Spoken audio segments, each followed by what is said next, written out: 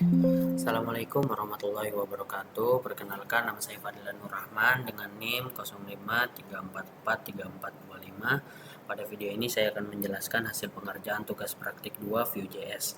Saya akan menjelaskan struktur proyek menggunakan directive data binding, conditional, compute, methods, features, validasi hingga tampilan aplikasi. Pertama, ini adalah struktur proyek Vue.js yang saya buat. Di sini ada indeks sebagai rumah awal dari stok dan tracking. Terus itu di sini ada CSS. Di dalamnya ada style CSS. Di JS ada 3, ada data bahan ajar, ada tracking app dan stok app. Struktur ini sudah saya susun agar mudah dibaca, rapi, dan mengikuti standar dasar Vue.js tanpa template komponen sesuai instruksi yang diberikan.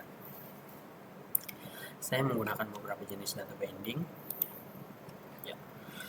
Untuk menampilkan data dinamis, saya menggunakan stage. Ini ada item code, kurung-kurung awal itu, ada v-text dan v-html untuk menampilkan isi elemen. V-model pada semua input formulir seperti name, nama, ekspedisi, dan data paket. Oke, berikut ini adalah scriptnya dan kita coba untuk buka ya hasilnya, apakah dia benar.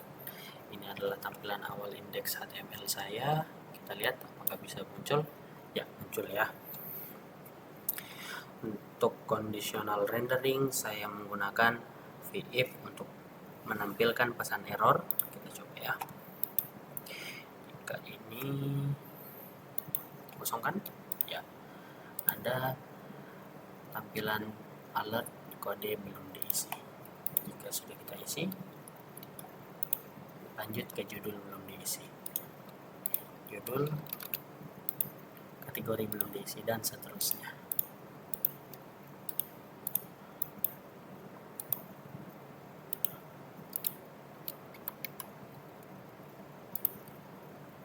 Harus angka dan tidak boleh kosong.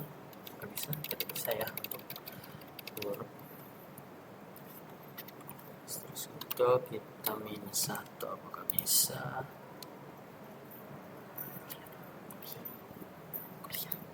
Kuliah dok. Kuliah. Dan di sini minus, harga tidak boleh minus. Ya, di sini tidak boleh ada minus dan tidak boleh ada angka. Tidak boleh ada teks. Tadi itu adalah dokter jiwa di tempat saya kerja. Kebetulan saya lagi kerja ini di tempat kerja sih lebih tepatnya. Oke. Di sini kita ada trackingnya. Trackingnya seperti ini. Di sini saat kita klik detail, bagian detail itu menggunakan Visio. Jadi transisinya lebih cepat untuk menimbulkan data yang ada di sini. Gitu. Saya menggunakan beberapa compute juga seperti perhitungan total, harga otomatis saat jika paket dipilih. Metode yang saya gunakan itu menyimpan data DO, mereset form. Nah, itu semua saya pisahkan agar kodenya rapi dan reusable. Kayak gini. Ini bisa isi, tapi di sini karena dia nim, maka dia akan error dan nim harus berupa angka. Kita coba ya, 0534434425. Menerima tidak boleh kosong. Inilah Rahman. Oh, ekspedisi ternyata harus berisi juga. Oke, nggak bisa. Oke, paket juga wajib diisi ya. Ini langsung harga total. Nah, di sini jika kita tidak mengisi tanggal, itu tetap bisa tersimpan. Tetapi tanggal kirimnya sesuai dengan jam dan tanggal kita hari ini. Tanggal 15 bulan 11. Kita coba ya. Dan ya, data DO berhasil disimpan dan muncul di sini Fadlan Nur Rahman, status dalam perjalanan, tanggal kirimnya hari ini ya. Oke.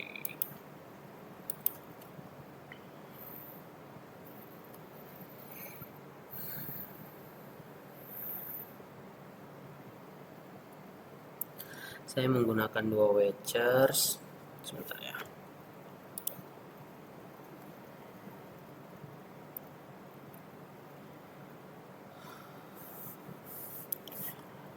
Sesuai dengan yang diinstruksikan harus ada dua vouchers. Di sini ada dua. Ya, ada di dalam sini ya. Kita langsung ke bagian stoknya saja. Dalam tampilan aplikasi saja, di sini ada filter UPBJJ untuk daerah. Jika ini kita pilih, maka ini sesuai. Jadi kalau semua tidak bisa di filter kategorinya ya, karena semuanya. Nah, terus di sini ada juga ini tampilkan stok menipis kosong. Jadi yang di bawah dari hijau itu akan muncul di sini. Kita contohkan saja ya.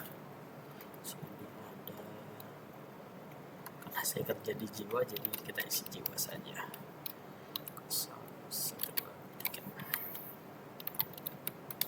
jiwa. Kategori mata kuliah wajib kita isi di karena di sini ada Jakarta agak banyak, jadi kita isi di Jakarta tapi bukan mata kuliah wajib ya, program base aja. Isi ya.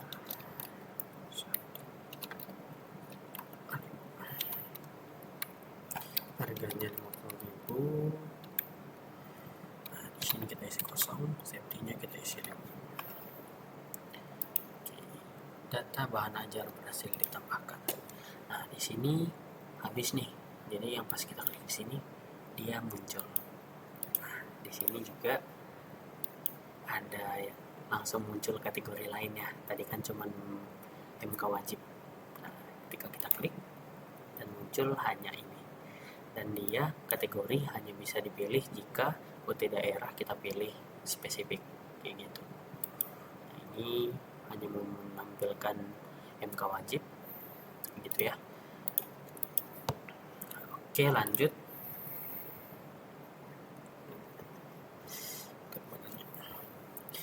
Oke, validasi yang saya buat meliputi wajib isi NIM kayak tadi yang sudah saya contohkan ya. Jadi tidak perlu saya ulang lagi. Jika pengguna menekan tombol submit tetapi ada field kosong atau salah, aplikasi akan menampilkan pesan yang menyebutkan field mana yang harus diperbaiki. Nah, kita coba aja lagi ya. Siapa tahu saya bohong ya kan. Jiwa 13 jiwa tidak ada. Kategorinya kita pasangkan di sini. Ini harganya kita isi kosong. Satu deh. 50.000 deh. Tambahkan. Lokasi rak belum diisi. Ini spesifik ya. Jadi kalau di sini kita CR1, ini kita bisa nggak ya? Aku lupa. Nah, UPBJJ belum dipilih. Jadi ini itu tidak bisa terinput ke dalam sini. Tidak bisa dia jadi UPBJJ. Kecuali kita isi begini. Tapi kalau ini minus juga nggak? Oke, safety stock tidak boleh minus. QTY nya boleh nggak minus? Oke, tidak boleh minus juga ya. Itu validasi yang sudah saya buat. Di sini ada lagi nih yang baru, praktikum.